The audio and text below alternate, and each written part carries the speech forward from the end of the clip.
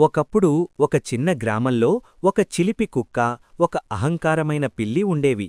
ఆ గ్రామం చాలా అందంగా ఉండేది. పచ్చని చెట్లు, చిన్న ఇళ్ళు, పక్షుల కిలకిలలు.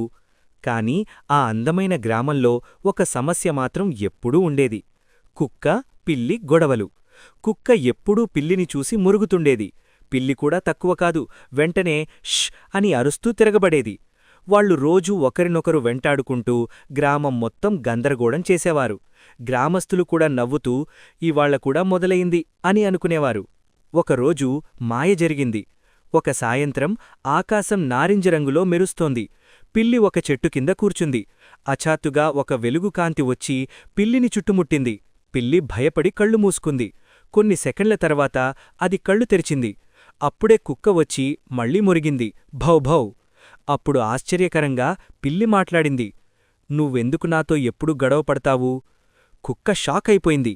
అరే, నువ్వు మాట్లాడుతున్నావా అని అడిగింది.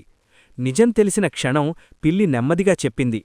మనిద్దరం ఎప్పుడూ గొడవ పడితే మనిద్దరికీ నష్టం మాత్రమే.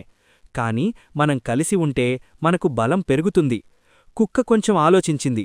అది నిజమే అని గ్రహించింది. స్నేహం మొదలైంది. కుక్క నెమ్మదిగా పిల్లి దగ్గరకు వెళ్ళి, క్షమించు, ఇకపై మనం ఫ్రెండ్స్ అవుదాం అని చెప్పింది. పిల్లి నవ్వింది. అవును, మనం బెస్ట్ ఫ్రెండ్స్. అప్పట్నుంచి వాళ్లు గొడవలు మానేశారు. కలిసి ఆడుకున్నారు, కలిసి తిన్నారు, కలిసి గ్రామం చుట్టూ తిరిగారు. గ్రామస్తులు ఆశ్చర్యపోయారు, ఇవాళ్ల గొడవలేదు అని. ఆ రోజునుంచి కుక్క, పిల్లి గ్రామంలో బెస్ట్ ఫ్రెండ్స్గా మారిపోయారు. మీకు ఇలాంటి కథలు ఇంకా కావాలి అంటే సబ్స్క్రైబ్ చెయ్యండి.